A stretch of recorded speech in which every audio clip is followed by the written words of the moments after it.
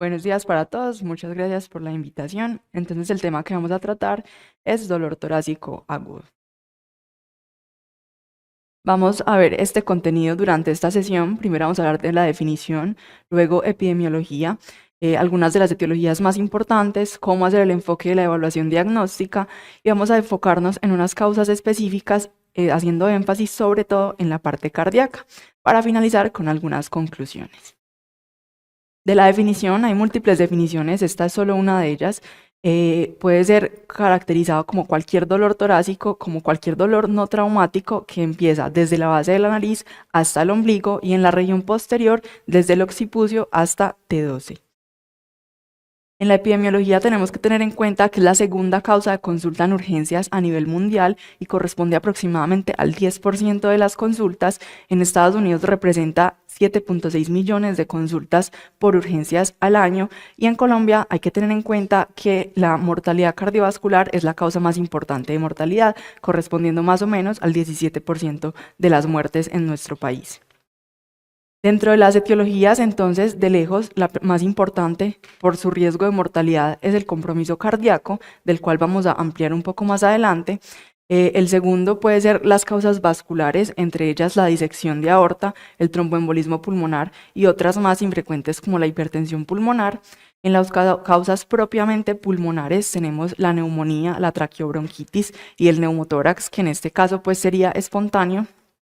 En las causas digestivas hay muchísimas, casi cualquier órgano intraabdominal podría generar un dolor que puede ser percibido como torácico, pero entre las más importantes tenemos dispepsia, enfermedad por reflujo gastroesofágico, úlcera y pancreatitis. Y hay muchas otras causas de dolor torácico que siempre debemos tener en cuenta en el diferencial de estos pacientes, como por ejemplo el músculo esquelético, los discos cervicales, causas infecciosas o incluso las causas psicógenas, que son un poco más difíciles de abordar. En la evaluación inicial de cualquier paciente que ingresa a un servicio de urgencias con dolor torácico, nos debemos hacer 3 preguntas.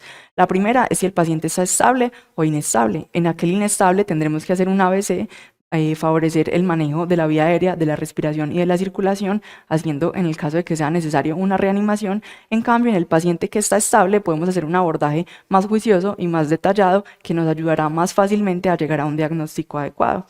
La segunda pregunta es, este paciente no está inestable, pero ¿será que la patología que tiene de base tiene un riesgo vital, un riesgo que puede comprometer su vida en las próximas horas o semanas? Y la tercera pregunta es, ¿qué estudios adicionales le voy a hacer a mi paciente según el riesgo que tenga de mortalidad y de eventos cardiovasculares?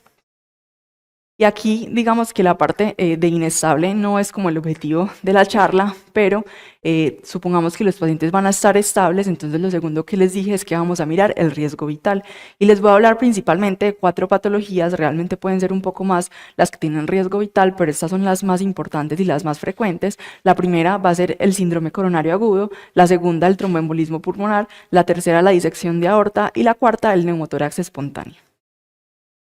En cualquier paciente que llega al servicio de urgencias con dolor torácico, entonces siempre tenemos que hacer una historia clínica completa, teniendo en cuenta los antecedentes del paciente y sobre todo hacer una caracterización adecuada del dolor. Entonces para esto tenemos que preguntarle al paciente cómo es el dolor, porque si por ejemplo es opresivo o muchas veces los pacientes lo manifiestan es como un disconfort y no propiamente incluso un dolor, entonces probablemente la causa será más cardíaca y tendremos que descartar un síndrome coronario.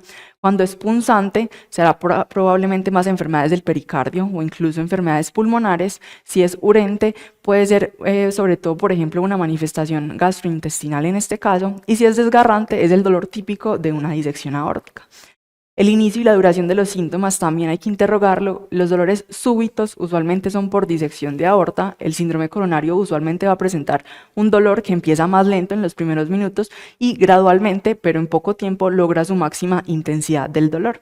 Y los dolores que son de muy pocos minutos o que la gente refiere como de segundos, usualmente no tiene pues un compromiso cardíaco importante, entonces nos ayudará a descartar estas etiologías. Siempre preguntar por los factores agravantes, siempre recordamos que los pacientes nos deben de aclarar si se empeora con el esfuerzo, si mejora con el reposo, probablemente nos indicará más un dolor cardíaco, y si es posicional o de la respiración, entonces será más pleurítico o pericárdico el dolor. Y los síntomas asociados son muy importantes, los pacientes pueden tener disnea, disnea, palpitaciones, diaforesis y sobre todo si hay muchos síntomas gastrointestinales asociados, el paciente, a pesar de que puede ser solo una manifestación vagal de cualquier tipo de dolor, pues habrá que pensar que tal vez el paciente lo que tenga es más gastrointestinal que cardíaco.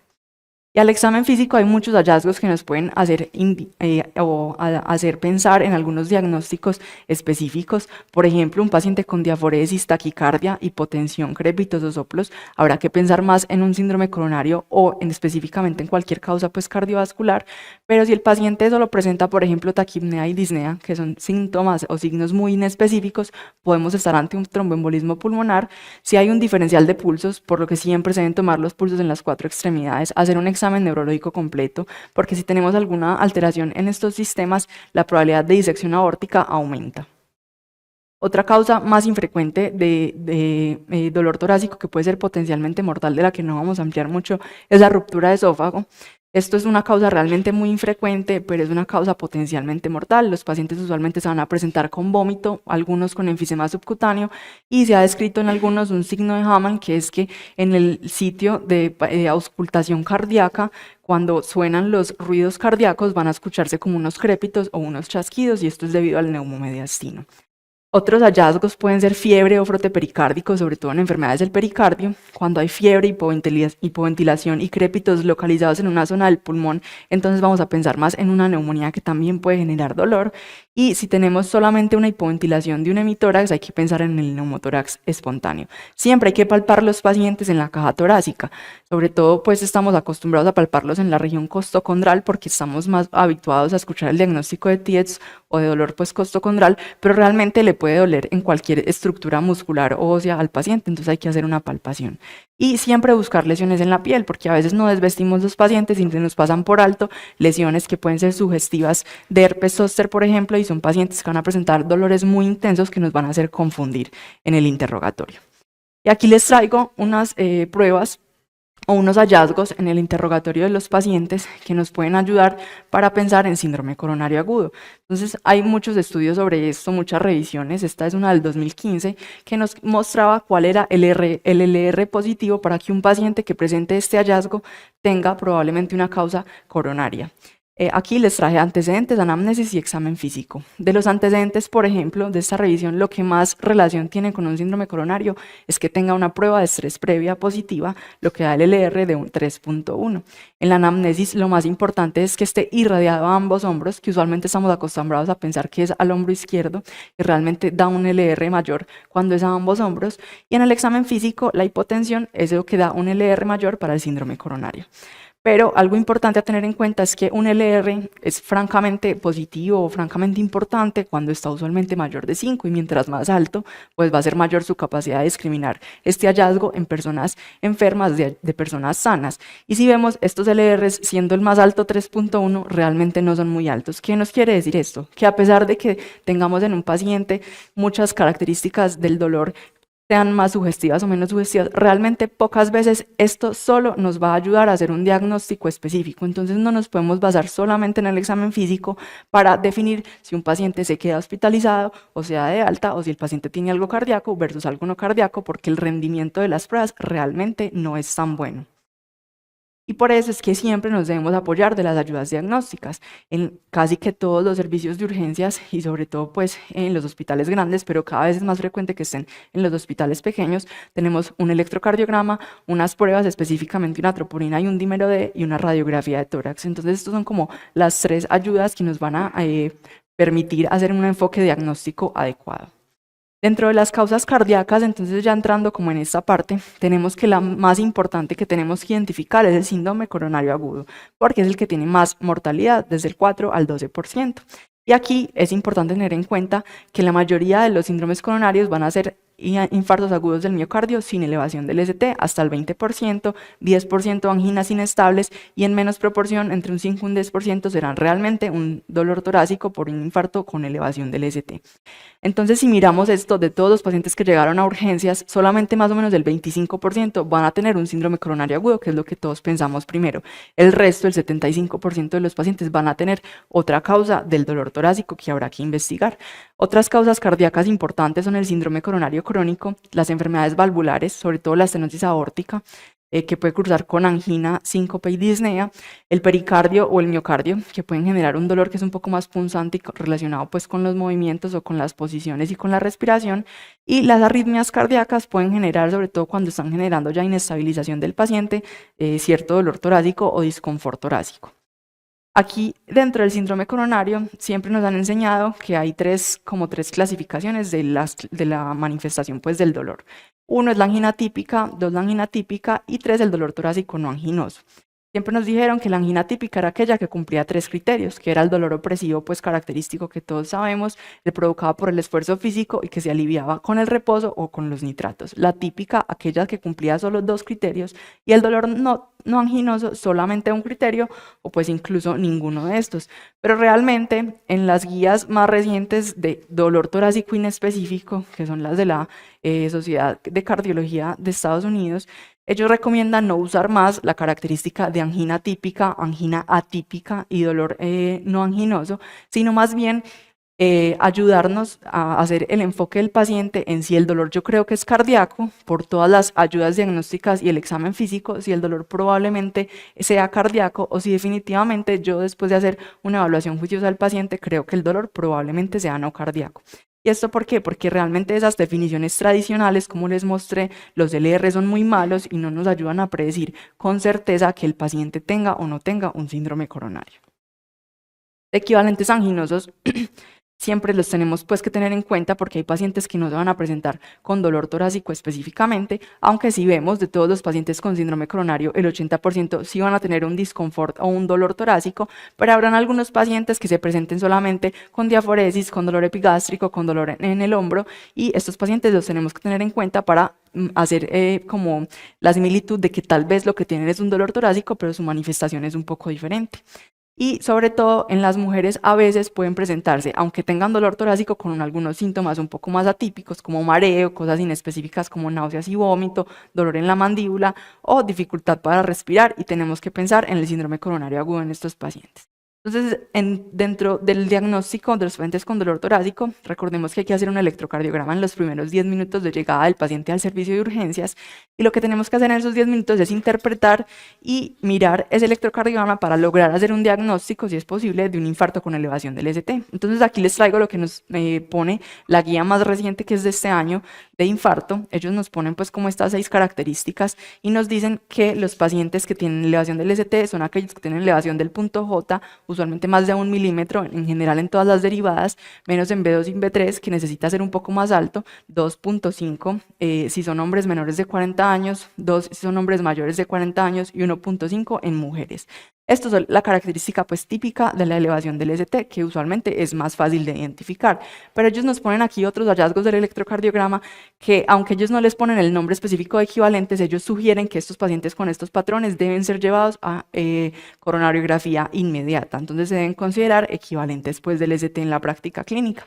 El primero es el que ven en esta imagen, que es una depresión del ST en B1 a B3. Lo que tenemos que hacer es tomar unas derivadas posteriores de B7 a B9, y aquí lo que vamos a ver es probablemente una elevación del ST, y lo otro que a veces hay que hacer es hacer las derivadas derechas con B3R y B4R para ver que no haya un infarto de la cara derecha. Si ustedes no hacen estas derivadas y se quedan con esto, tal vez piensen que esto es un no ST y lo manejen como un no ST, y ese paciente va a perder tiempo importante de reperfusión. El cuarto patrón que ellos nos ponen es el patrón del tronco, en el que vamos a tener una depresión del ST en más de 6 derivadas con una elevación de ABR o en B1, y este patrón también se debe manejar con revascularización inmediata. Y nos ponen estos dos patrones. Este es el bloqueo de rama izquierda de las de His, donde vamos a tener una onda RS profunda en B1, y el patrón de bloqueo de rama derecha, donde vamos a tener las orejas de conejo, pues que siempre son lo característico.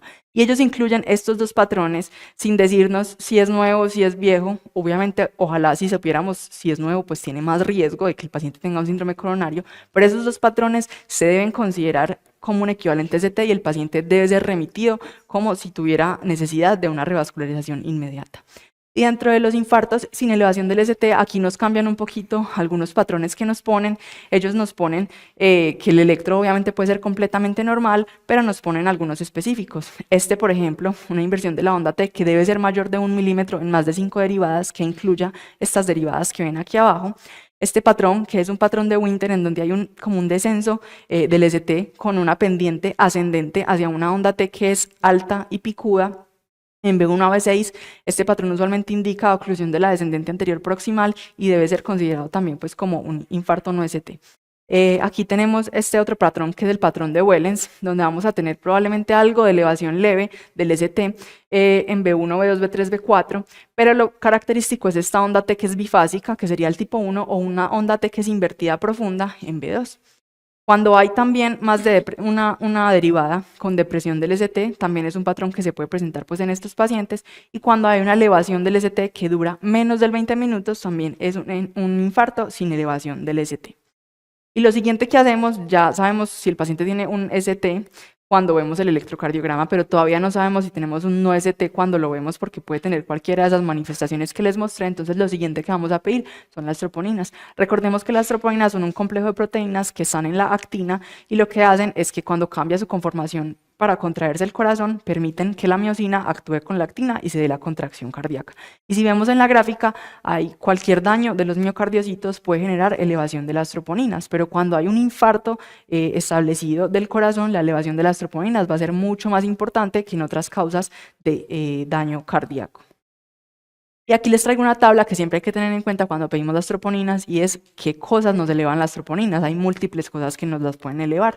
Una de ellas es la reducción de la perfusión, porque no sea un infarto trombótico como tal, sino un embolismo, un espasmo, o porque el paciente tenga hipotensión y anemia, o un aumento de la demanda de oxígeno como una taquiarritmia o una hipertensión sostenida, o cualquier otra causa de daño del corazón. Por ejemplo, una miocarditis eleva también las troponinas, pero también hay múltiples etiologías sistémicas que elevan las troponinas, por ejemplo, la enfermedad renal, una hemorragia subaracnoidea, un tromboembolismo pulmonar. Entonces, a pesar de que usualmente cuando están muy altas, ya les voy a mostrar cuando se considera pues que las troponinas están muy altas, nos indican un síndrome coronario, pues hay que tener en cuenta que hay un montón de causas sistémicas que nos pueden explicar también la elevación, sobre todo elevaciones que no son pues tan significativas. Y la guía nos trae esta tabla, y aquí se las traigo pues no es para que se aprendan los valores ni nada así, sino porque realmente donde ustedes vayan a trabajar tienen que saber qué ensayo de troponina utilizan. Y lo que nos pasa frecuentemente cuando vemos pacientes remitidos es que no sabemos qué ensayo utilizaron y no sabemos cómo interpretar la troponina. No nos sirve el valor de referencia que sale en el laboratorio. Nos sirve sacar la tabla, mirar qué ensayo es y mirar si realmente cumple los criterios. Entonces ustedes lo que van a mirar es en qué valor cae la troponina. Puede caer en muy bajo, en bajo o en alto, que ahí están los valores de referencia. Por ejemplo, aquí utilizamos la tercera línea, que es el de Centaur Siemens. Entonces, si es muy bajo es menor de 3 y si es muy alto es mayor de 120, a pesar de que el laboratorio en referencia nos salga que es 45. ¿Y esto para qué? Porque cuando yo tengo el paciente y no tiene un infarto con ST, entonces yo le voy a hacer las troponinas con un algoritmo de 0 a 1 hora, pues es lo ideal, aunque pueden usarse otros algoritmos, el 0 y 1 hora es el ideal. Y si yo tengo una troponina que es muy baja, yéndome a buscarla en la tabla, entonces el paciente probablemente no tiene un síndrome coronario agudo, o por lo menos no tiene un infarto, y entonces puedo hacer como una ruta de rule out. En cambio, cuando el paciente de entrada tiene una troponina que es mayor del límite que nos muestra la tabla, entonces inmediatamente el paciente hacemos un ruling y ese paciente tiene un infarto con sin elevación del ST y debe ir a coronariografía según los tiempos pues, que definamos, según el riesgo del paciente. Y en la mitad están los pacientes que no nos quedan ni en rule out ni en rule in. Y son esos pacientes que podemos hacerle una troponina a las 3 horas y hacerle una ecocardiografía. Entonces aquí ellos nos dicen que todos estos pacientes deberían salir del servicio de urgencias con una ecocardiografía para orientarnos al enfoque diagnóstico de este paciente. Y esto simplemente para recordarles que en el infarto con elevación del ST los tiempos son muy importantes, y si ustedes están en un hospital tienen que pensar si es un hospital que tiene disponibilidad de hemodinamia, entonces el paciente debe estar dentro del sitio de hemodinamia y conectado ya pues a todos los catéteres que ellos tienen en menos de 60 minutos. Pero si ustedes están en un sitio lejano, tienen que hacerse una pregunta, y es si la coronariografía es posible en menos de 120 minutos. Si es posible, entonces ustedes van a hacer un traslado inmediato y ese paciente debe estar en la sala y ya con todo preparado en menos de 90 minutos. Y si ustedes no tienen esa posibilidad en 120 minutos, entonces ustedes mismos tienen que hacer la trombolisis en menos de 10 minutos. Y algo que les traje que son los scores de riesgo, vamos a hablar del HART y del TIMI. Realmente tienen muchas críticas, muchos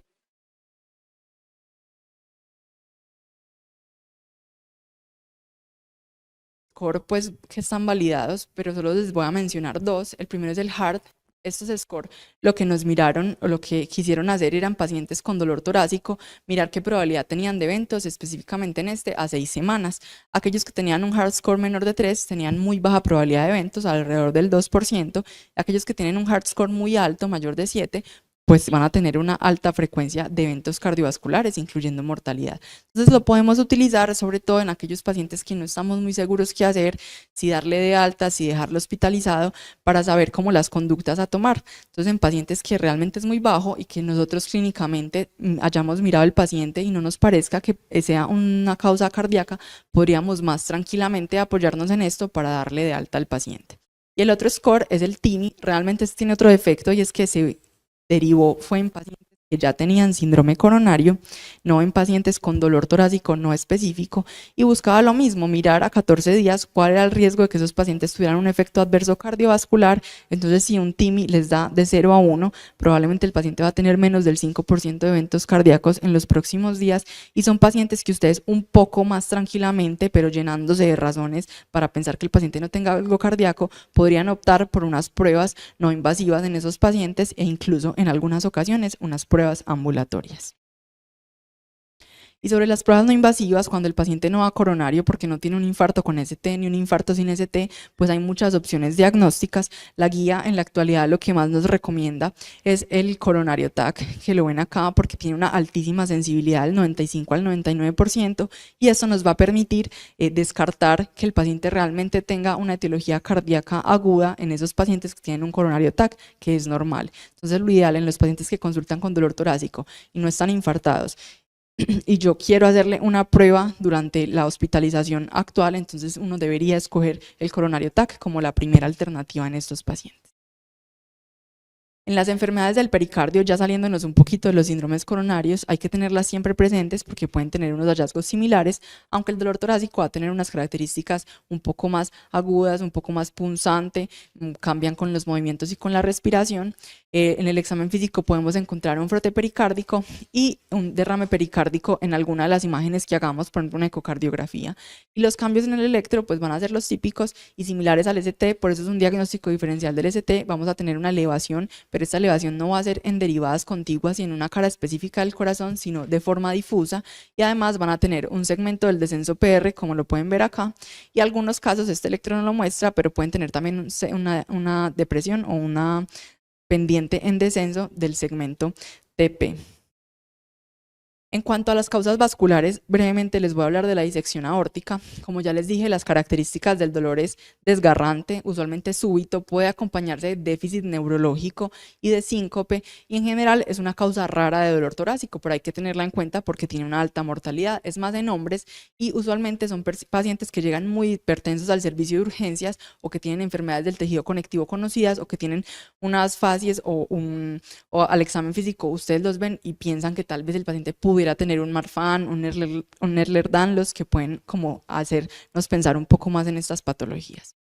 Y hay dos tipos, básicamente, pues hay varias clasificaciones, pero la más importante es la de Stanford, el tipo A y la tipo B. La tipo A es aquella que compromete la aorta ascendente. Esta tiene más riesgo de mortalidad por las complicaciones que puede presentar hemopericardio y causar un taponamiento cardíaco, puede presentar un infarto agudo del miocardio porque sea justo la disección en el punto donde salen las arterias coronarias. Entonces son pacientes que son más urgentes que los que tienen una clasificación tipo B, en los cuales la afectada es la aorta descendente.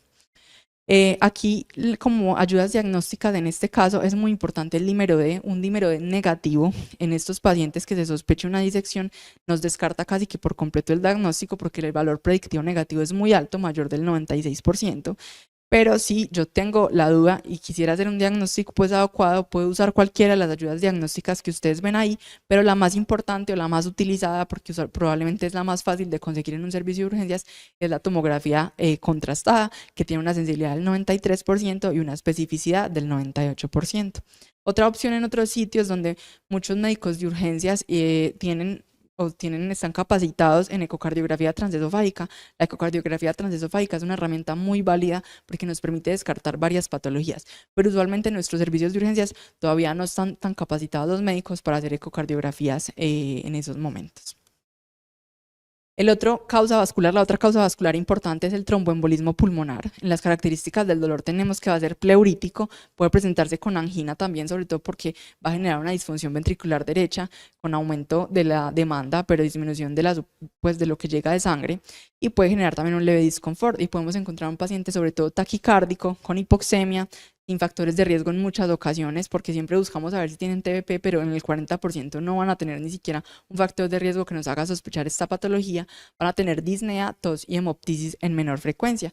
Y en el electro hay muchos hallazgos que podemos encontrar en estos pacientes, desde un electro completamente normal o taquicardia inusual, que usualmente es frecuente, pero algunos hallazgos de cambios del ventrículo derecho también nos pueden hacer sospecharlo. Por ejemplo, una inversión de la onda T en las derivadas precordiales derechas, un QR en B1 o el patrón típico que todos quisiéramos encontrar, que es el S1Q3TT, que es la S profunda en D1, la Q en D3 y una T invertida en D3, pero usualmente este patrón es muy infrecuente, entonces no esperen encontrarlo en los pacientes con tromboembolismo pulmonar. Y para descartar el TEP tenemos básicamente dos escalas que nos van a ayudar. Una es la escala de Wells. Con base en los puntos que ven ahí descritos, vamos a determinar si tiene una probabilidad baja, intermedia o alta, baja de 0 a 1, alta de 7 o más, y esto ya vamos a ver cómo nos va a ayudar. Y la segunda escala que ahora estamos utilizando más recientemente es la escala de PERC, que tiene todos estos parámetros que son todos calificados con un punto. ¿Y esto cómo nos va a ayudar? Si yo tengo un paciente que por Wells nos da una baja probabilidad y nos da un PERC de 0, es decir, no cumple ninguno de estos criterios que vemos aquí, entonces el TEP se considera descartado. Usted a ese paciente no le tiene ni siquiera que hacer un dímero D, y esto nos ahorra muchas pruebas en los servicios de urgencias que pueden ser innecesarias. Pero entonces supongamos que la probabilidad clínica es baja, pero el PERC sí nos dio positivo, o es intermedia, ahí sí usted tiene que hacerle un dímero D al paciente. Si es negativo, usted descarta el TEP porque tiene un alto valor predictivo negativo, pero si es positivo, usted requerirá hacer otras pruebas en este paciente, específicamente pues la más usada es el angioTAC. Si de entrada usted tiene un Wells de alto riesgo, no tiene que hacer un dímero D, de una, usted le va a ordenar al paciente un angioTAC y va a iniciar la anticoagulación esperando el resultado. Y este otro algoritmo que les traigo es del paciente inestable. El previo era el paciente que está estable hemodinámicamente. En este el paciente está inestable, le hacemos una ecocardiografía transtorácica para mirar si el paciente tiene disfunción del ventrículo derecho. Tiene disfunción del ventrículo derecho y usted tiene forma de llevarlo a un angioTAC, lo puede hacer, pero probablemente si está inestable no lo va a poder llevar, entonces usted va a considerar que ese paciente tiene un TEP asociado a disfunción ventricular derecha, y esto es un signo de alto riesgo o una clasificación de alto riesgo, y el paciente necesita una terapia de reperfusión, es decir, una trombolisis sistémica, o a veces puede ser mecánica en algunos casos. Y si usted no tiene disfunción del ventrículo derecho en un paciente con sospecha de TEP que está inestable, probablemente la causa de esa inestabilidad no es un tromboembolismo pulmonar, entonces podría pues descartarse y hacer otros estudios complementarios. Y finalmente, el otro que les puse como potencialmente con riesgo vital es el neumotórax de atención no traumático, porque pues otra cosa serían los traumáticos, que es más manejo pues de cirugía. Aquí tenemos pacientes hombres que son tabaquistas, que usualmente pueden tener enfermedades pulmonares como EPOC, infecciones o enfermedades pulmonares intersticiales, y lo que vamos a encontrar, como ya les mencioné, es la hipoventilación global de un campo pulmonar. Por eso siempre hay que hacer radiografías de tórax en los pacientes, ojalá siempre fueran antes de 30 minutos desde que llega el paciente al servicio de urgencias, y aquí lo que vamos a encontrar, por ejemplo, es el neumotórax, pues que en este caso es de todo el pulmón. Y el tratamiento debe ser precoz porque el paciente con neumotórax importante puede hacer una inestabilidad hemodinámica y puede entrar en paro rápidamente, entonces estos pacientes requieren una descompresión inmediata. Y dentro de las causas digestivas, entonces tenemos muchas, como les mencioné, el reflujo, la úlcera, y otras como por ejemplo la dispepsia funcional, en donde no hay un hallazgo anormal en las pruebas, las tenemos que tener en cuenta. Aquí va a ser muy útil interrogar bien a los pacientes, mirar si realmente tienen síntomas de reflujo, regurgitación ácida, si el dolor es más en el epigastrio, si el dolor es más urente, si el dolor se relaciona con las comidas, con las posiciones después de comer, para poder sospechar estas patologías. Pero muchas veces no vamos a tener una clara diferenciación y podemos hacer una prueba terapéutica con inhibidores de bomba de protones y con algunos analgésicos para mirar si el dolor parece que fuera de etiología digestiva. Y las pruebas usualmente diagnósticas, como la endoscopia u otras que vayan a utilizar, usualmente en estos pacientes que no tienen una patología que sea potencialmente mortal, podrían hacerse de manera ambulatoria. Y finalmente, dentro de otras causas, no olvidar nunca el dolor musculoesquelético, que pasa frecuentemente, que los pacientes tienen este dolor y terminan remitidos a hospitales de alta complejidad, donde es innecesario y donde las características del dolor y el examen físico nos va a ayudar a sospechar que esta sea la causa del dolor teniendo un electro y tras pruebas normales. Las causas infecciosas, como ya les dije, por favor revisen la espalda y el tórax de los pacientes porque van a tener lesiones que nos indiquen la etiología sin tener que hacer ni siquiera pruebas adicionales. Y las causas psicógenas, pues que usualmente pueden ser más difíciles de diagnosticar, pero siempre podemos hacer un interrogatorio, sobre todo van a ser usualmente mujeres jóvenes, podemos interrogarlas para mirar si tienen algunos eventos previos de episodios de ansiedad, si han tenido episodios que nos sugieran ataques de pánico, y esto nos va a ayudar pues como a hacer el diagnóstico apropiado en estos pacientes. Como conclusiones, entonces les tengo que el enfoque diagnóstico tiene que ser individualizado, basado en la historia clínica, el interrogatorio y el examen físico. Todos quisiéramos un algoritmo que nos diga qué hacer cuando llega un paciente con dolor torácico al servicio de urgencias, pero no existe porque es que son demasiadas las causas que podemos tener, entonces tenemos que hacer un enfoque juicioso, organizado, descartando primero lo cardíaco, que es lo más mortal, lo vascular, y después pensando en las otras opciones diagnósticas que no van a tener un impacto mortal en estos pacientes. El electro, la radiografía y los biomarcadores son de gran utilidad. Es importante tener la detección de patologías de alto riesgo de letalidad temprano, porque hay pacientes que se van del servicio de urgencias sin un diagnóstico y se pueden morir ambulatoriamente. Y por eso es que la clasificación del riesgo nos permite diferenciar estos pacientes, y por eso les traje las escalas que se podrían utilizar en algunos de estos casos sumados al examen físico y el interrogatorio.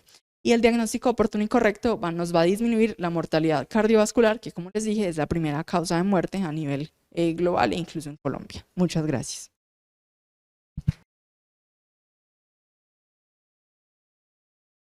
Doctora Juliana, tenemos un par de preguntas a charla. La primera es específica. Cuando no tenemos la posibilidad de hacer un angioTAC de manera inmediata o cuando está contraindicado por contraste o por fallas renales graves, ¿qué podemos hacer? Entonces hay varias ayudas diagnósticas que podemos utilizar. De lejos, pues la más importante sería el angioTAC, pero como dices, hay personas en que no se puede utilizar, pero hay otras herramientas como la ecocardiografía que ya les mencioné, que sumado a un Doppler, por ejemplo, de miembros inferiores, nos va a demostrar si el paciente tiene una disfunción ventricular derecha más una alteración por una trombosis venosa profunda. Probablemente la disfunción sea por un TEP, la probabilidad es muy alta y no tendríamos que hacer más estudios en esos pacientes. O en otros casos podríamos hacer una gammagrafía de ventilación-perfusión. Esto es un estudio que tiene varias dificultades y es que no está ampliamente disponible, pero en los hospitales grandes de cuarto nivel usualmente sí está disponible. Y la otra dificultad es que la interpretación entre los distintos radiólogos pues es muy variable, entonces muchas veces es difícil saber si el paciente realmente tiene un TEP, pero es una alternativa en aquellos pacientes que realmente no podemos llevar a contraste. Y hay otras pruebas diagnósticas, pero que realmente son menos utilizadas y aún menos disponibles, como por ejemplo un SPECT o incluso una angioresonancia, que tiene un mal rendimiento para descartar, pero puede detectar un tromboembolismo pulmonar. Entonces serían las otras alternativas, pero la más disponible sería el ecocardio con una eco de miembros inferiores Doppler. La pregunta que tenemos es, vamos a hacer énfasis en disección aórtica, las emergencias con coronario agudo y TEP, pero cuyo manejo es completamente diferente. Específicamente en disección aórtica, ¿cuáles son las claves del manejo inicial?